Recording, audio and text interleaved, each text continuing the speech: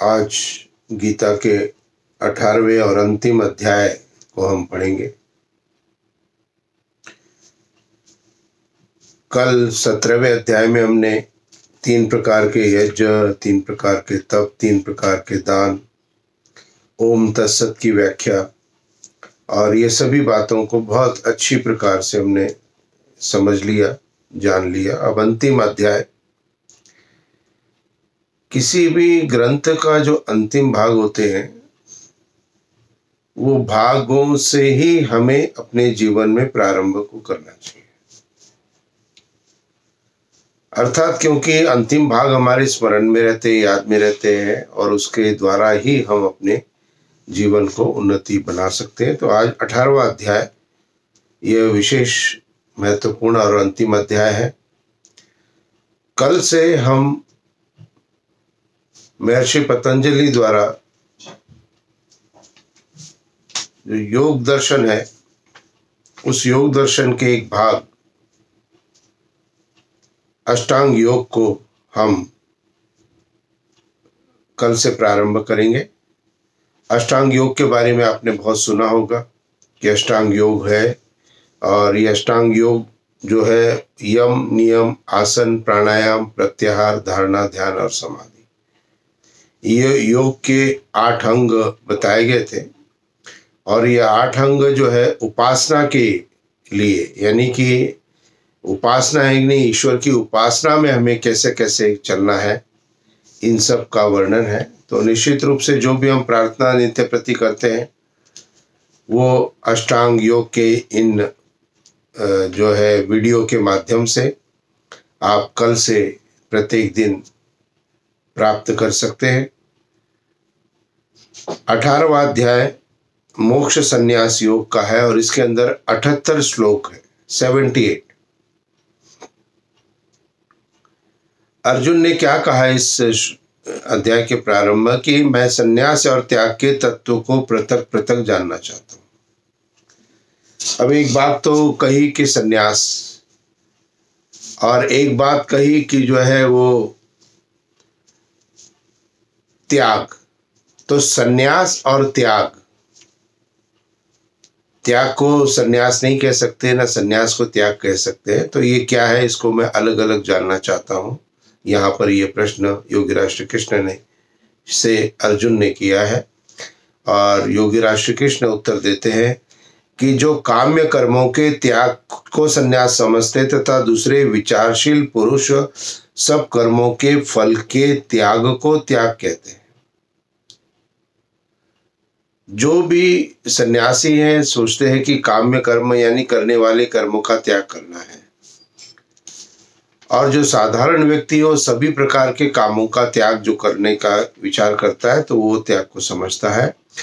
कई एक विद्वान ऐसा कहते हैं कि कर्म मात्र दोषयुक्त है, इसलिए त्यागने के योग्य है। कर्म जो है वो दोषयुक्त है, इसलिए उसको त्याग देना चाहिए।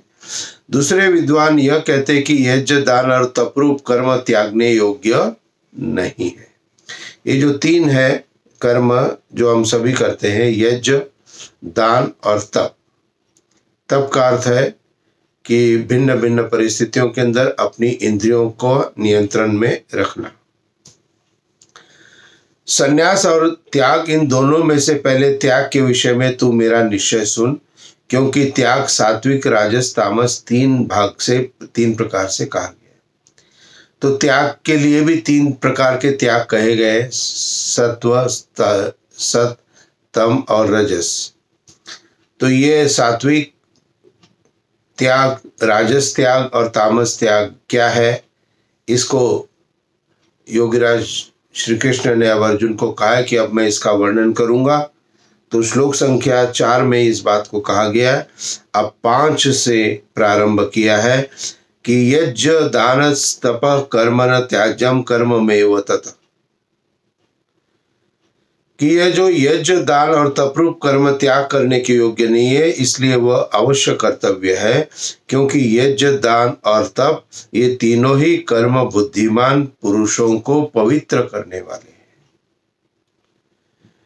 यज्ञ दान और तपरूप कर्मों को तथा संपूर्ण कर्तव्य कर्मों को आसक्ति और फलों का त्याग करके अवश्य करना चाहिए। यह मेरा निश्चय किया हुआ उत्तम मत है। तो निश्चित रूप से कहा गया है कि क्या क्या किस किस प्रकार से हमारे सात्विक कर्म होंगे, और जो भी यज्ञ दान तप है आदि कर्मों को जो करते हैं तो भिन्न भिन्न चीज़ों की प्रक्रिया को डालते हैं अपने अंदर। वही सात्विक प्रवृत्ति से ये तीनों की है, या राजसिक प्रवृत्ति से ये तीनों की है, या तामसिक प्रवृत्ति से ये तीनों की है। और इसका विवरण हमने गत अध्याय में 17वें अध्याय के अंदर में प्राप्त कर लिया है। तो तीनों प्रकार के जो त्याग है इसका यहाँ पर वर्णन किया गया है। श्लोक संख्या 15, मनुष्य मन वाणी और शरीर से शास्त्र के अनुकूल तथा विपरीत जो भी कुछ कर्म करता है उसके 5 कारण होते हैं। तो जो मनुष्य मन वाणी और शरीर से शास्त्र के अनुकूल या विपरीत, यानी कि जैसा कि शास्त्रों के अंदर कहा गया वैसा हम कर्म कर रहे हैं, किससे? मन वाणी और शरीर तीनों से। मनसा वाचा कर्म, मन वाणी और शरीर तीनों से उत्तम प्रकार के जो कर्म करते हैं या शास्त्र के विपरीत भी जो कर्म करते हैं उसके ये 5 कारण हैं। सबसे पहले है बुद्धि।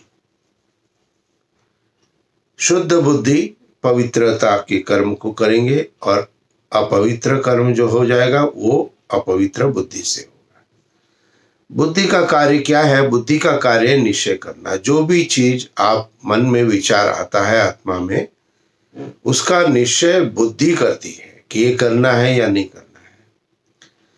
और बुद्धि के अंदर जितना ज्ञान होता है वो ज्ञान हमारे लिए लाभदायक होता है, क्योंकि निश्चय बुद्धि ने करना है। तो बुद्धि के पास जितना ज्ञान है उसी में से वो एनालाइज करेगी। तो इसलिए बुद्धि को बढ़ाने का, सद्बुद्धि को प्राप्त करने का प्रयत्न सबको करना चाहिए। तो पहला कारण है बुद्धि, जिससे व्यक्ति जो है शास्त्र निहित या शास्त्र विरुद्ध कर्म में प्रवृत्त होता है। दूसरा भाग कहा कि मैं करता हूं, मैं कर रहा हूं। ये मैं की भावना दोनों में आती है, यानी कि मैं इसको प्रदर्शन के लिए कर रहा हूं या मैं अपने लिए कर रहा हूं।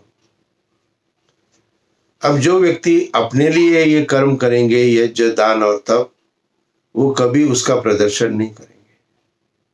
तो ये शास्त्र भी ये कहते हैं कि इसकी व्याख्या चर्चा नहीं करनी है, और जो इसकी चर्चा करते हैं वो अलग। तो ये दूसरा है कि ये जो है मैं करता हूं। और तीसरा ज्ञाता, अर्थात किसी भी चीज को जानने वाला। अब आपने किसी भी चीज को जाना है, लेकिन उस चीज को जो जानने के जो तरीके हैं, क्या वो आपके लिए पर्याप्त है या और आपने जानना है?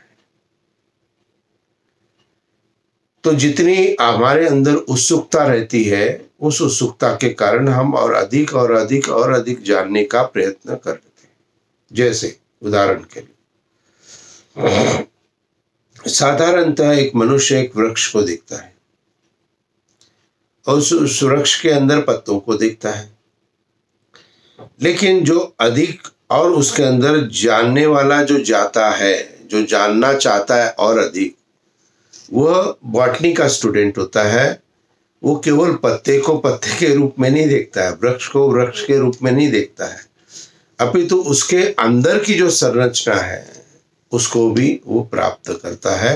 तो जितने ज्यादा हमारे अंदर जानने की उत्सुकता रहेगी उतना ही हमारे लिए लाभ प्राप्त होता रहेगा। ज्ञान, अब जो भी कुछ हम ग्रहण कर रहे हैं उसका सोर्स क्या है? उसका सोर्स किससे प्राप्त हो रहा है? तो ये भी कर्तव्य और अकर्तव्य के अंतर्गत में जैसा हमने ज्ञान प्राप्त किया उसी प्रकार से हम करेंगे। इसीलिए कहा जा गया है शास्त्र के अंदर में कि विद्या और अविद्या दोनों को जानना है।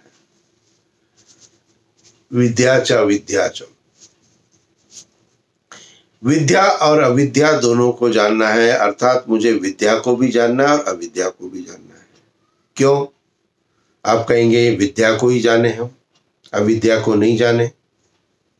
तो अविद्या को जानने से हम उसको अपने प्रयोग में लाने से बच जाते हैं। हमें पता होता है ये अविद्या है, तो इसलिए जानना है, सत्य को भी जानना है, असत्य को।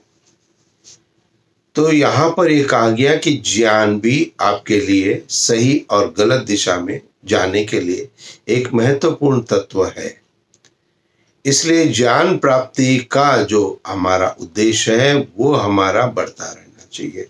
और ज्ञान जो बढ़ेगा वो किससे बढ़ेगा? ज्ञान हमारा इन सब चीजों से बढ़ेगा। जैसे अभी हम वीडियो देख रहे हैं तो हमें कई नई बातें पता लग रही है जो शायद हमारे ध्यान में कभी नहीं आई है, विचार में नहीं आई है। तो हमारा ज्ञान क्या कर रहा है? बढ़ रहा है। लेकिन कैसे बढ़ रहा है? शास्त्र के अनुकूल, जो शास्त्र में लिखा है, जैसा जो लिखा है वैसा ही वर्णित और चिन्हित किया जा रहा है। इन्हीं चीजों को यदि मैं अपनी तरफ से बोल दूं तो आपको लगेगा कि शायद ये कहा है ठीक है या नहीं है, लेकिन जब ये शास्त्र सम्मत हो जाता है तो ये ज्ञान हो जाता है। और हमारा सौभाग्य है कि गीता का ज्ञान हम अभी इन 15 अप्रैल से 30 अप्रैल के मध्य में ये पूरे गीता का ज्ञान हमने प्राप्त कर लिया है। पांचवा जो बात है वो है ज्ञेय, अर्थात जो हमारे साधन है। अब साधन भी हमारे उत्तम होने चाहिए। जैसे क्लास के अंदर जब टीचर किसी भी सब्जेक्ट को पढ़ाते हैं तो निश्चित रूप से वो पूर्णतः परिश्रम करते हैं, लेकिन स्टूडेंट को लगता है, और ये एक स्टूडेंट को नहीं लगभग सभी को लगता है कि ये सब्जेक्ट समझ में नहीं आ रहा है।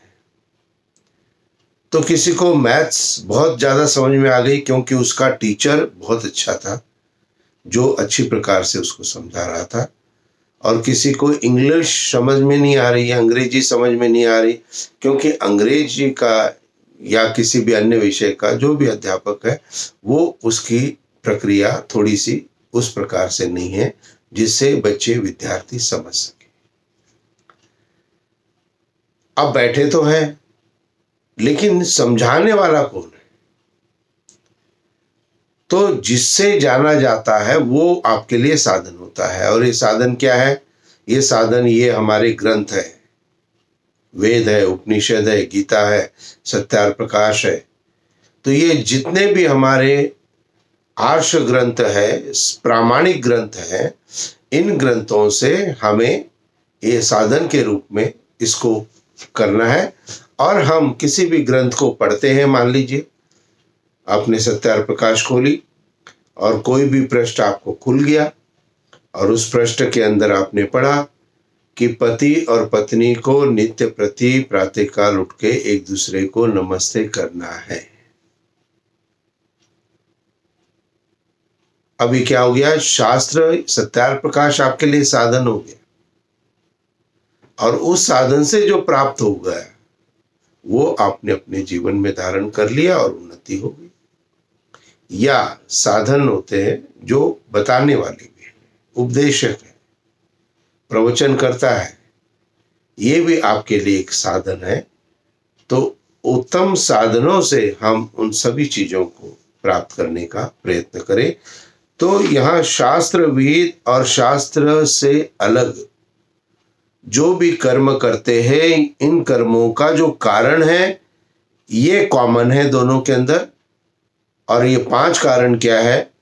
बुद्धि, मैं की भावना, मैं करता हूं, और जानने वाला जो है, और जिसके द्वारा जाना जाए ज्ञान, और जानने में आने वाले प्रयोग का जो साधन है वो ज्ञेय। तो ज्ञाता, ज्ञान और ज्ञेय, और प्रथम 2 आए कर्म और कर्तापन का भाव और बुद्धि। तो ये 5 चीजें जो है व्यवस्थित हमें करनी है, जिससे हमें सही प्रकार का ज्ञान प्राप्त हो। अब ज्ञान के भी और कर्म के विषय में भी कहा गया है कि कौन कौन से कैसे कर्म है, कौन कौन सा कैसा ज्ञान है। तो श्लोक संख्या 21 पर आते हैं हम। गीता का अध्याय 18 21वां श्लोक है। किंतु जो ज्ञान अर्थात जिस ज्ञान के द्वारा मनुष्य संपूर्ण भूतों में भिन्न भिन्न प्रकार के नाना भावों को अलग अलग जानता है, उस ज्ञान को जो है राजस माना गया है। ये राजस ज्ञान है। और सात्विक ज्ञान क्या है? जिस ज्ञान से मनुष्य पृथक पृथक सब भूतों में एक अविनाशी परमात्मा भाव को विभाग रहित समभाव से स्थित देखता है, उस ज्ञान को तू सात्विक ज्ञान। यानी कि जो ईश्वर जो है वो उसको किस रूप में हम जान रहे हैं। तो यहाँ 3 प्रकार के भेद बताए गए हैं। तो एक तो बताया कि उस अविनाशी परमात्मा को ध्यान कर रहे हैं, तो ये सात्विक ज्ञान हो गया। और भिन्न भिन्न प्रकार के नाना भावों को अलग अलग प्रकार से हमने जाना, तो ये राजस है। और तामस क्या है?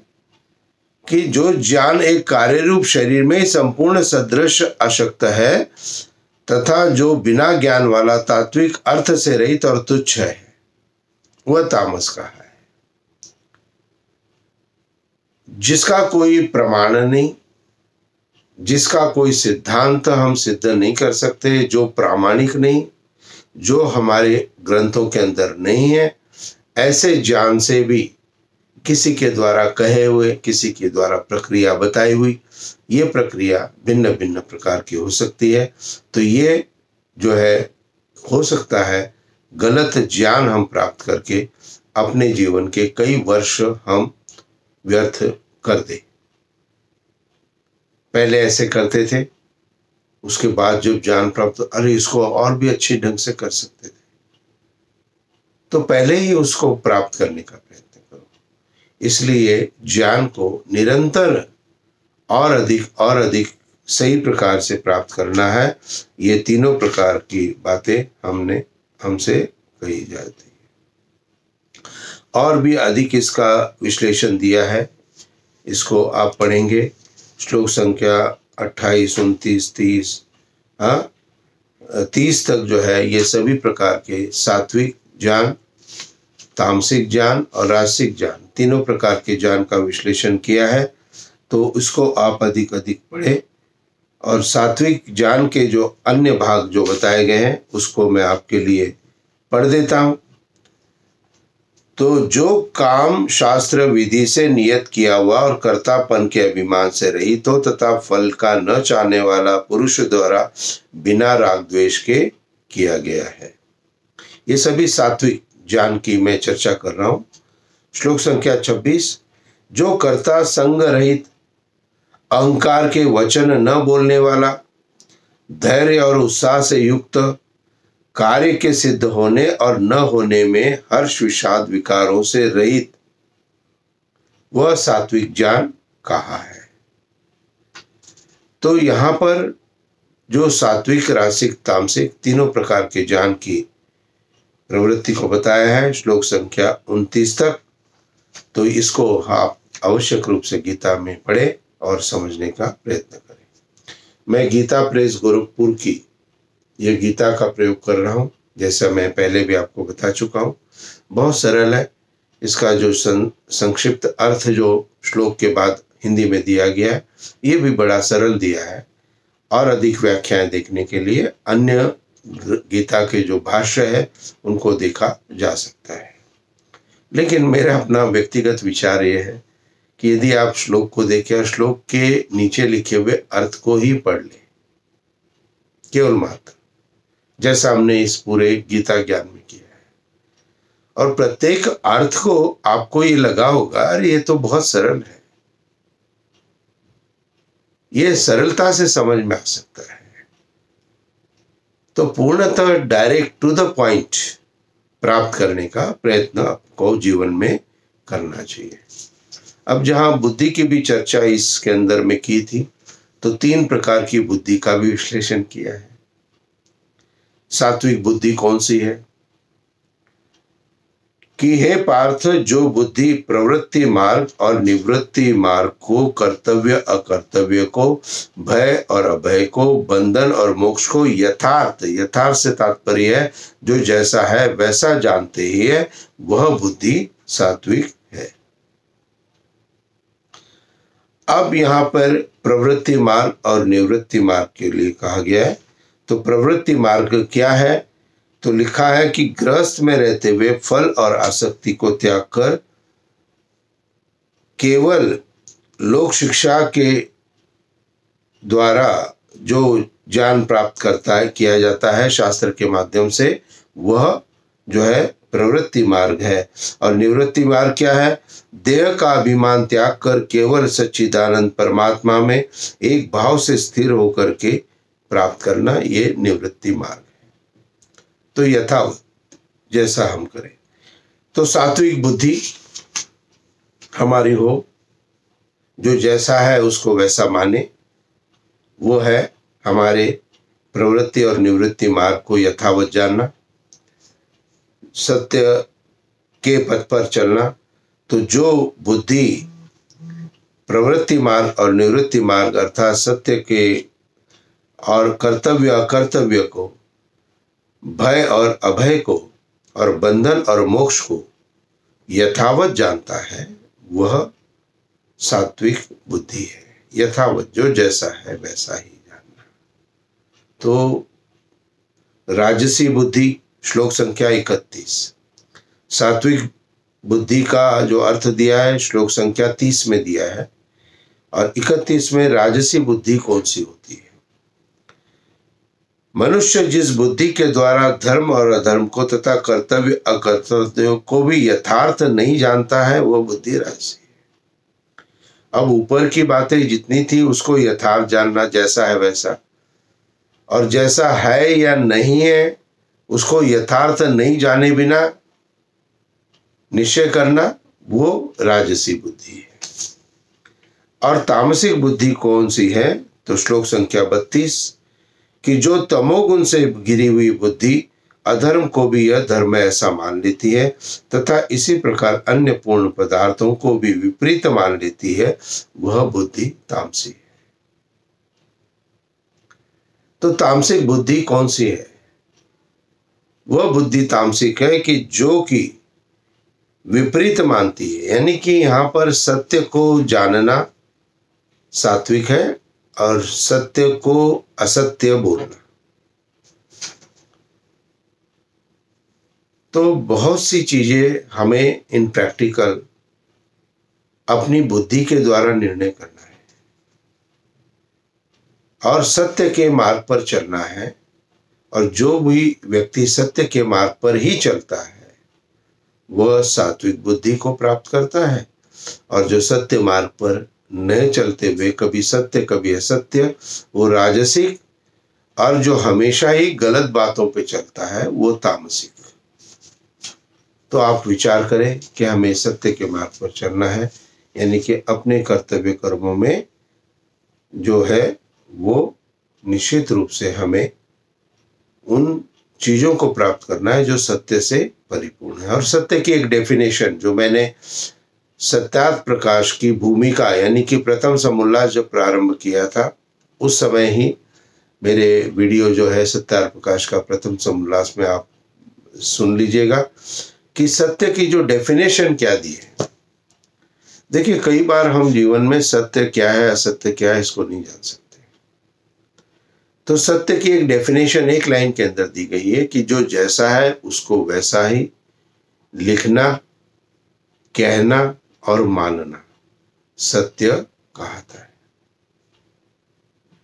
तो जो जैसा है उसको वैसा ही लिखना, कहना, मानना। लेकिन यदि हम दूसरे के प्रभाव में आके, दूसरे के जो है भय में आकर के, तो हम गलत चीजों को भी सत्य मान लेते हैं, क्योंकि वहां भय है, वहां ज्ञान नहीं है। तो सत्य मार्ग पर चलते हुए ही जीवन में उन्नति को प्राप्त कर सकेंगे। तो ये निश्चित रूप से हमें तामसी, राजसिक और सात्विक, तो हमें क्या बनना है? सात्विक बनना है। तो सात्विक के जो जो प्रसंग है इसके अंदर, वो सभी के सभी बड़े महत्वपूर्ण हम सबके लिए है, जिनको हमें अपने व्यक्तिगत जीवन में धारण करना है। आप सोचेंगे आज नहीं करेंगे, बाद में देखेंगे। अब बाद का जीवन हमने देखा है क्या? कल की परिस्थितियां हम जानते हैं क्या? अभी लगभग 2 महीने से 1.5 महीने हो गया हम लोग घर में अंदर ही बैठे हुए। ये परिस्थिति कभी हमें पता थी क्या? लेकिन निश्चित रूप से हमें जो भी कुछ प्राप्त करना है वो यथाशीघ्र करना है। जैसे आप अपना समय हर चीज के लिए देते हैं, वैसे ये जो स्वाध्याय जो चल रहा है सत्यार्थ प्रकाश का, गीता का, और कल से योग के 8 अंगों का स्वाध्याय चलेगा, इसके लिए भी आप अपना एक समय दें। और अधिकतर मैक्सिमम मेरी वीडियो 30 मिनट से लेकर के लगभग 40, 45, 47 मिनट तक की है। अब यदि आप केवल इतना समय ही केवल मात्र स्वाध्याय को दे दें, अपने नित्य प्रति आपको एक वीडियो सुननी है और उसको ध्यान से अंगीकार करना है एकांत भाव के अंदर। अब मोबाइल पे सुन रहे हैं तो क्या करना है? अपनी लीड डाल ली कान में, दोनों कान में अंदर, और आंखें बंद करके बैठ गए और एक एक शब्द को ध्यानावस्थित होकर के सुन रहे हैं।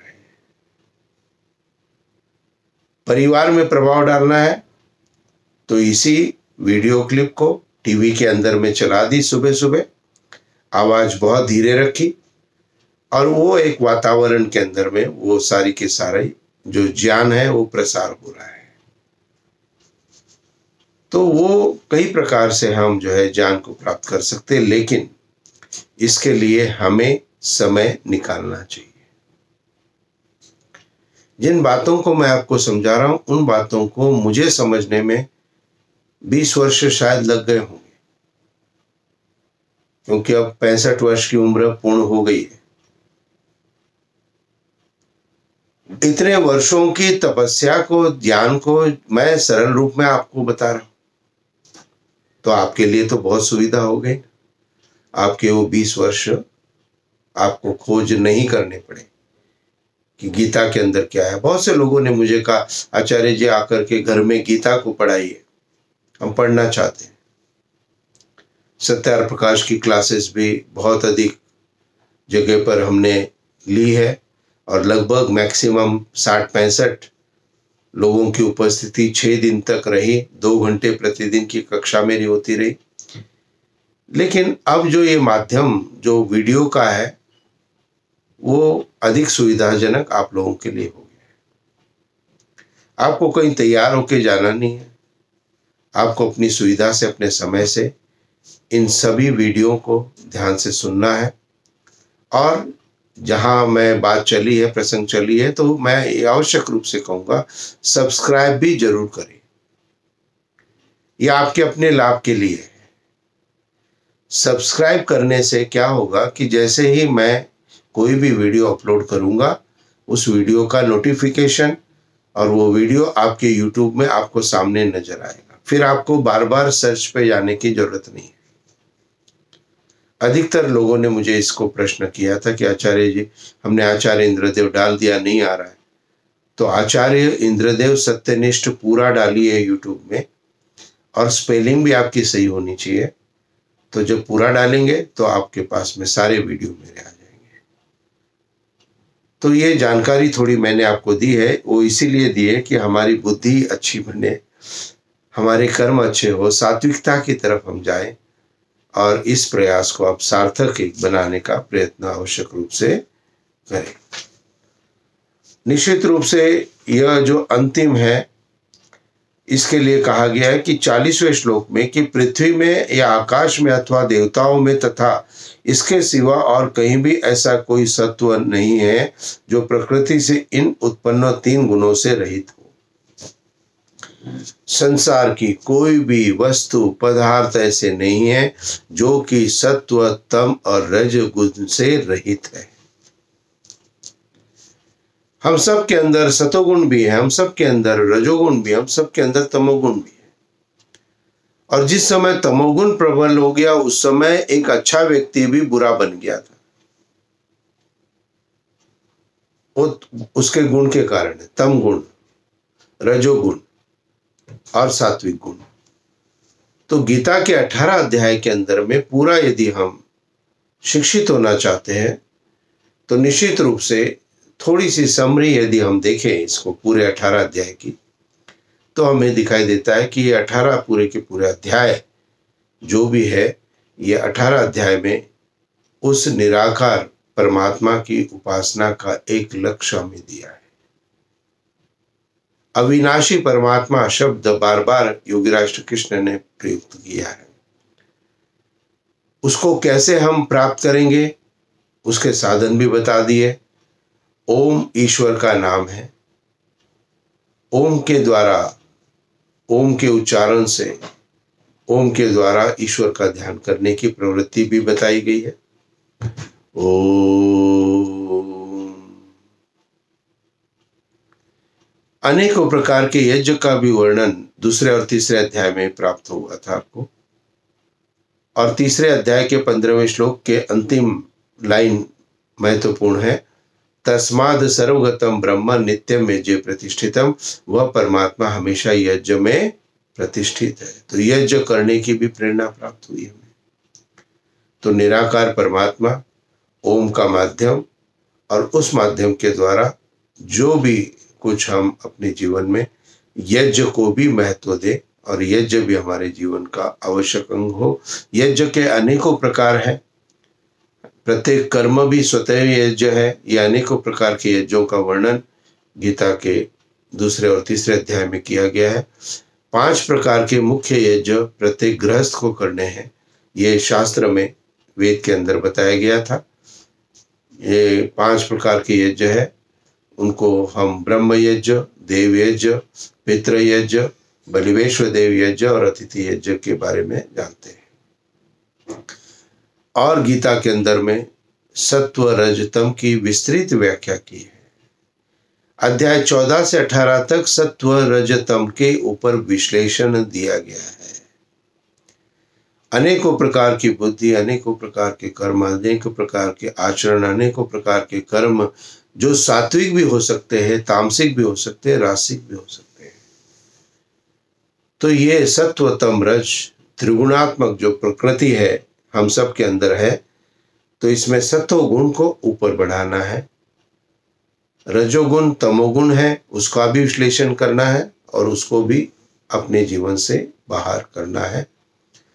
क्रोध को हमें दूर करना है, इसका भी चर्चा गीता के अंदर कही गई है।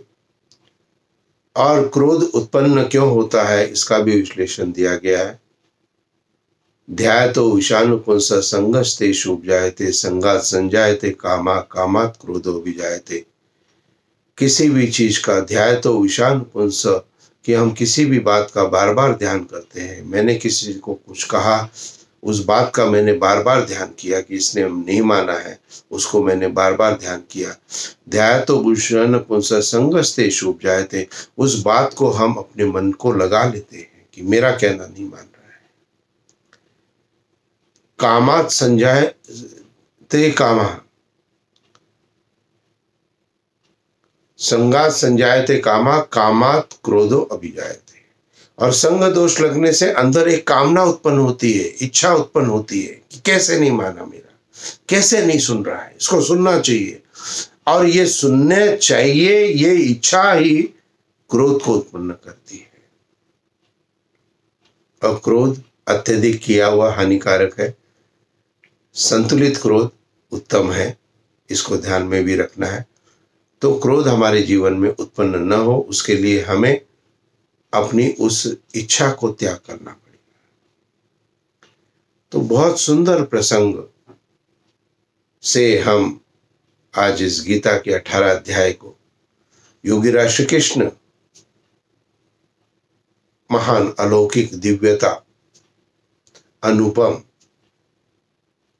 और योगीराज श्री कृष्ण के विषय में महर्षि दयानंद सरस्वती ने सत्यार्थ प्रकाश के 11वें अध्याय में वाक्य लिखे हैं कि योगीराज श्री कृष्ण ने अपने जीवन में कभी भी बुरा कर्म कोई किया है ऐसा महाभारत में कहीं नहीं लिखा है। तो जो गीता ज्ञान है, ऐसे उस परम आत्मा का ज्ञान है, उस शुद्ध पवित्र परमात्मा का जो ज्ञान है, उसको हम थोड़ा सा वेटेज दें, उसका हम सम्मान करें। गीता को जब भी पुस्तक आती है नमन करने को मन करता है, लेकिन वास्तविक नमन है कि उसके अंदर में जो कृष्ण ने ज्ञान दिया है उस ज्ञान को हम अपने जीवन में डालें। तो मेरा ये प्रयास है, थोड़ा सा प्रयत्न आप करें, थोड़ा सा प्रयत्न मैं कर रहा हूं। बस थोड़ा सा प्रयत्न आप करना प्रारंभ करेंगे, आपको आश्चर्य होने लगेगा। क्या आश्चर्य होगा कि अब जो है समस्त अंधकार अंदर से दूर हो रहा है। मेरे कर्म शुद्ध और पवित्र होते जा रहे हैं स्वतः अपने आप से। मेरी बुद्धि भी निर्मल और पवित्र होती जा रही है और सत्व गुण का भाव मेरे अंदर अपने आप स्वतः ही बढ़ रहा है। तो ये सब कुछ हमें गीता के 18 अध्याय से प्राप्त हुआ। संक्षेप में थोड़ा थोड़ा मैंने बता दिया है।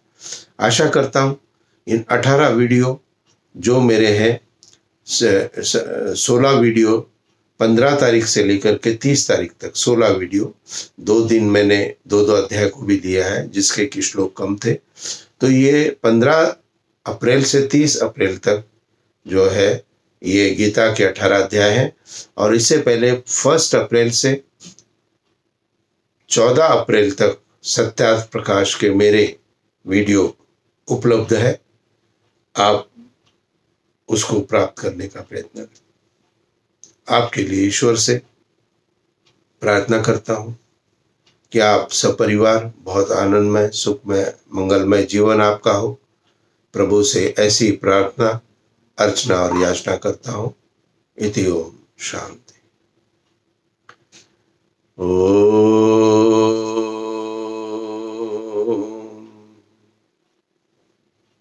शांति शांति शांति।